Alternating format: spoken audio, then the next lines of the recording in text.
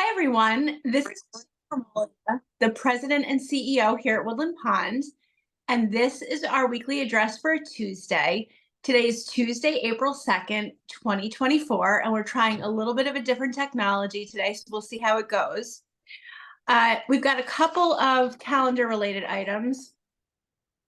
This evening, we do have a book group meeting in the classroom, and the book group wants everyone to know that new members are always welcome to attend. On Thursday, this Thursday in the PAC, we do have, at 1 p.m., we do have a guest lecture brought to us by Shalom Space, which will be the Professor Lou Brownstein, the former chair of the Political Science and International Relations Department at SUNY New Paltz. And this time, he will be coming back to talk to us about the topic, negotiating terms for a Palestinian state, borders, refugees, security, water rights, settlements, and Jerusalem. It's very important for those that plan to attend, and I hope that many of you do, that this lecture is open to Woodland Pond residents and staff only. If you have any questions, you can let us know. Today at 1 p.m., I just want to mention this briefly. You will see our team, if you happen to go by the classroom around 2 p.m., our leadership team will be in there, and you might be wondering, why are we all meeting? This is a process that Woodland Pond follows for emergency preparedness or any kind of, special meetings that we want to have. We have a program called Code Delta.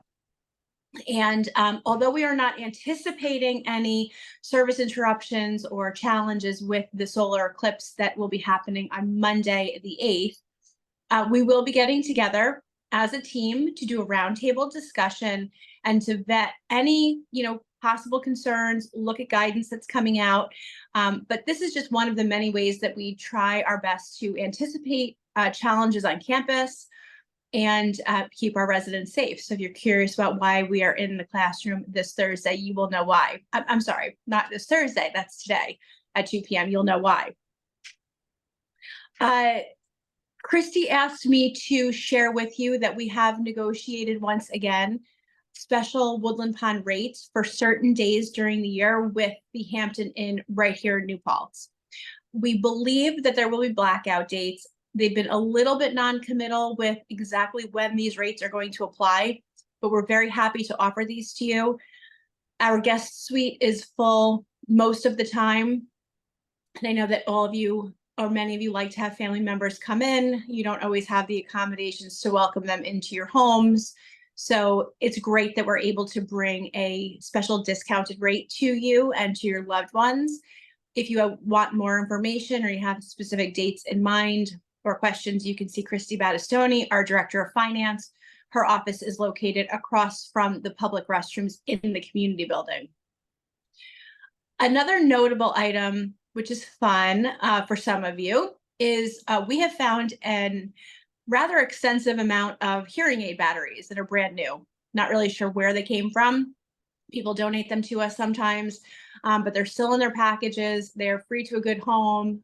We will be giving those out, not all of them at one time to every, to single person, but we will get those out. If you need hearing aid batteries, you can stop at Concierge and we will be happy to give you a package. They are good for as long as supplies last. The next things that I wanted to chat about all relate to renovation and expansion. And I'm just going to spend a couple of minutes talking about this. Things have gone really well over the last couple of weeks since we introduced to you the first concept drawing, which had come to us from the interior design firm. I think lots of you have started to really understand that with the introduction of Dave Roberts, our capital projects manager, that Dave is an excellent resource for you to be able to talk to about individual concerns, suggestions, your experience in construction, renovation, interior design, and he's listening to everything. We are cataloging all of the discussions that he's having, that I'm having, that Tom Tango is having, anyone else that has information that comes to us. We are cataloging that and then getting it to our design team members. Yesterday, when I was in the Finance Advisory Committee meeting, which is the monthly meeting of the resident Finance Advisory Group, I have committed to them for probably, I'd say maybe 4 or so months now, that a standing agenda item at our meeting will be that I will present an update from the last time we met until that meeting on the master planning process, which is the expansion and renovation that we are investigating right now. And yesterday, in sort of the shadow or in the days after we presented that concept drawing at the management Q&A for the phase 1 community space renovation, excuse me, several of the residents at the finance committee meeting did mention that at dinner or in social groups or at other committee meetings, as you're all talking amongst each other, the residents primarily, there are a lot of questions about who the group is that's doing the planning, what the impetus for all of this is. How are we getting the assurance that these things are the right things to do? When will we make the decisions and sign on the dotted line beyond what we already have? So to that end, we had rather extensive conversation yesterday about the fact that Woodland Pond always wants to be and strives to be transparent. And we absolutely want to be so in this case as well, of course. One of the things that some of you realize is that there is such an enormity of information that goes on. I always kind of think of it as, you've seen sort of those images on TV or in a movie where there's data points just kind of flying by people on the screen or, like on a television set or whatever. And that's really kind of how I feel like it is sometimes. There's just this constant flow of information, and not just related to the master planning process, but related to the operations of Woodland Pond on a day-to-day basis, plus real life and personalities and so many things. And we are always striving to figure out what is the best way to take all of those little nuggets of information and boil them down into a digestible, understandable bit of information for residents.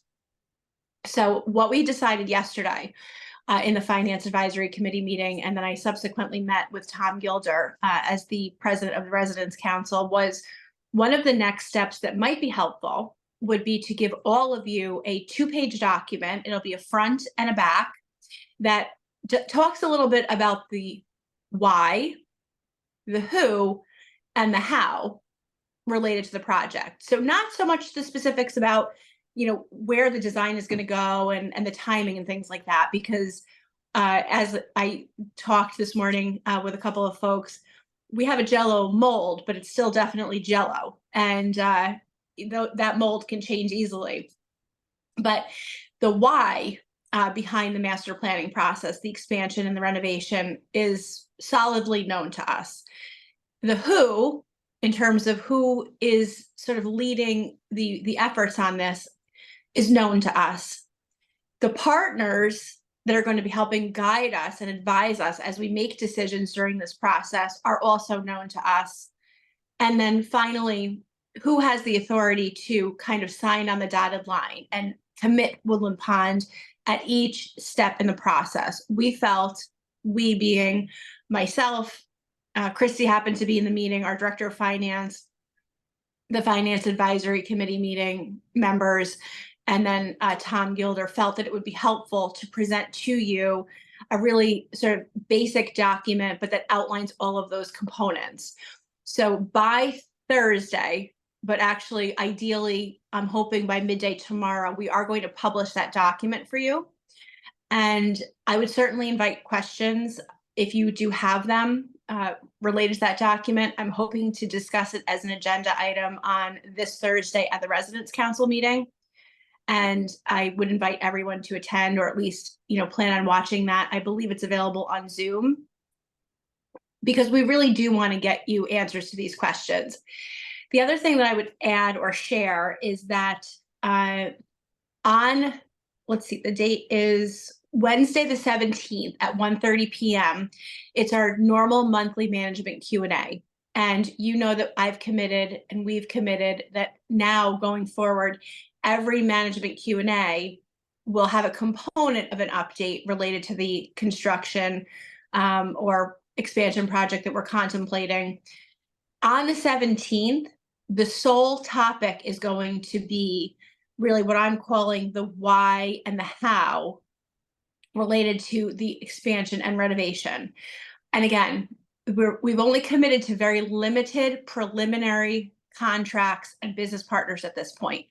But I want to go through a little bit of the background, or maybe a little more extensively than we have, as to how we've gotten to where we've gotten to over the last 2 years and 3 months since we started exploring this.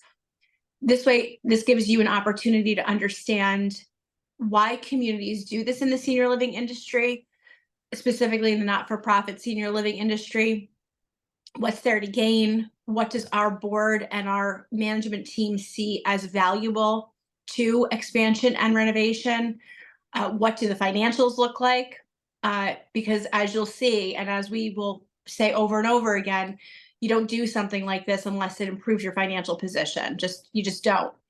So I want to have time to explore that a little bit more in depth. So please do mark your calendars for that meeting on March 17th at 1:30 in the PAC. I would again just ask all of you to make sure that if you have questions, comments, concerns, suggestions, that you're taking those to Dave Roberts. And on the document that you get from us tomorrow or Thursday, the 2-sheeter, you will see right on there that it says that Dave is your go-to for these kinds of things. And it tells you how to contact Dave. And again, he's cataloging all of that feedback to make sure he's bringing that to the design team. And the final thing that I'll just share is that one of the ways that residents are going to have individually specific opportunities for feedback is going to be through the use of focus groups. And several of you have signed up for one of 5 focus groups that we have. Meetings will start to go on the calendar for those focus groups, and so will homework, because it won't all be meetings. There will be some homework involved. We've gotten, I think, each of the focus groups to roughly 15 members each, with no duplication, which was our goal.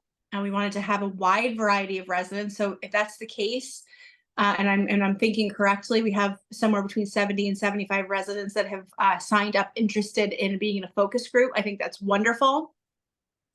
We will be continuing to survey residents, staff, and other stakeholders like loved ones, board members, et cetera, as we go through this process. And to that end, we are right now this week working to continue to validate the resident email list. Some of you did respond to email, the Survey Monkey email survey last week. We're going to be continuing to work through that because we want to end up with a really comprehensive, active list of email users. Because one of the ways that we're going to be able to really get feedback from you, if you're not in a focus group or you may not be comfortable coming to any of us or to a committee with concerns, suggestions, et cetera, will be through these surveys. So we are really going to be trying to cast as wide a net as we can. For those that don't use email, the Residence Council has in the past offered to help you fill out surveys on your behalf on electronic forms. And I'm going to ask them if they are continuing to be willing to do that this Thursday at the Residence Council meeting. I'm sure the answer is yes. They've been consistently interested in helping. I know the Residence Council is very motivated to make sure residents have a very strong voice here. But I want to just encourage you to look out for that 2-page document and maybe hang it on your fridge, make it somewhere that you're going to remember and really kind of read through that. And it really explains where we are, why we're doing this, who the involved parties are, and what their roles are. And then again, on the 17th, please mark your calendars for the management Q&A, where the sole discussion item will be the why and the how, related to how we got to the decision that we thought that renovation and expansion would be something that we'd like to research and pursue, as long as it's financially feasible.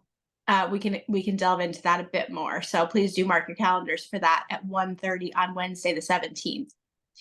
If you need anything this week, you know where to find me. I hope you have a great day. It's going to be kind of a chilly, yucky week. Maybe a great week to look at some of these board minutes and strategic plans and things that are in the library and familiarize yourself with our long-range planning. We do make the information available to you because we want you to read it and inform yourself. But there's lots to come, and I'm excited, and I hope you all have a great day. Thank you.